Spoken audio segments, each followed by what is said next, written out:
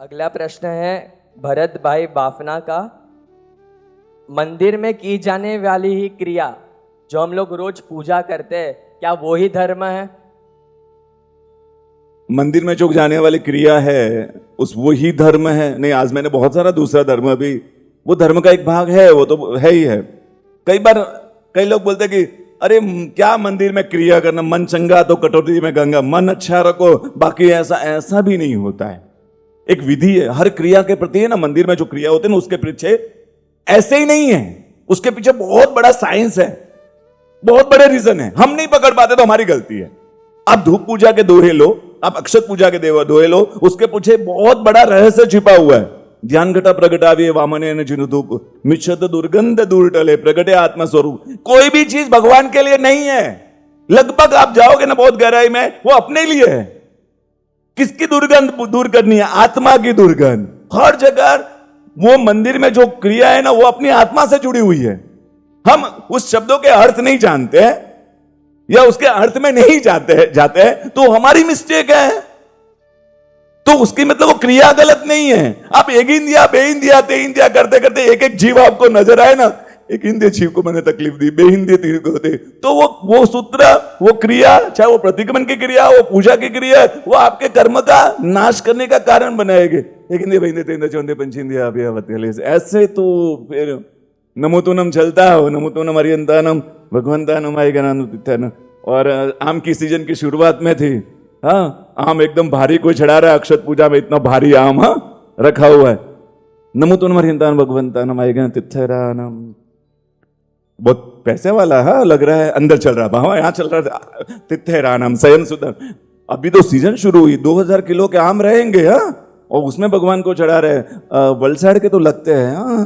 अरे कहाँ हो तुम नमोतुनम की क्रिया में हो, लेकिन वो वहां से आम का भाव निकाल दिया, कहां की क्वालिटी है, ये कितना पैसे वाला है, कितना किलो भाव है, ये जब है तो वो क्रिया है ना।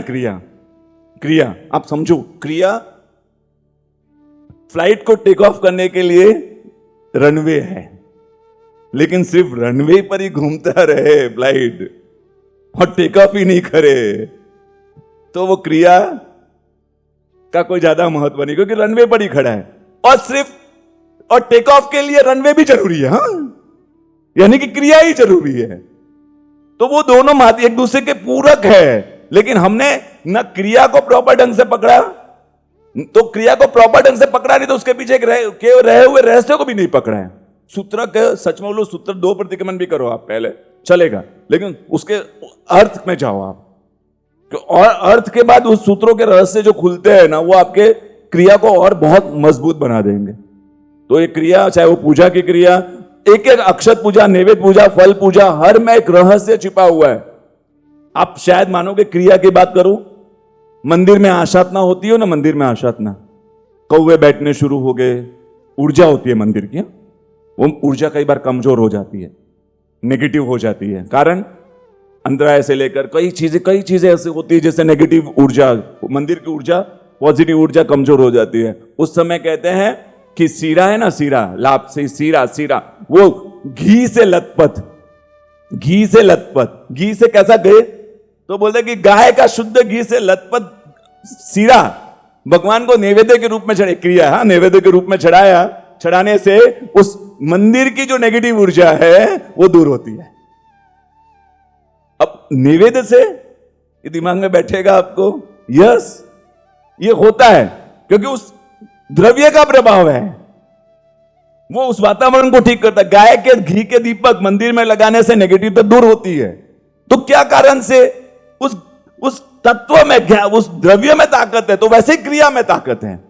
जब तक रहस्य नहीं जान पाते तो हम उसको समझ नहीं पाते। इसलिए क्रिया करने से ही पूजा ऐसा नहीं है, हाँ, भाव के लिए एक माध्यम है, वो उसके लिए जरूरी है। इसलिए क्रिया को छोड़ना नहीं है और भाव को साथ में पकड़ना है।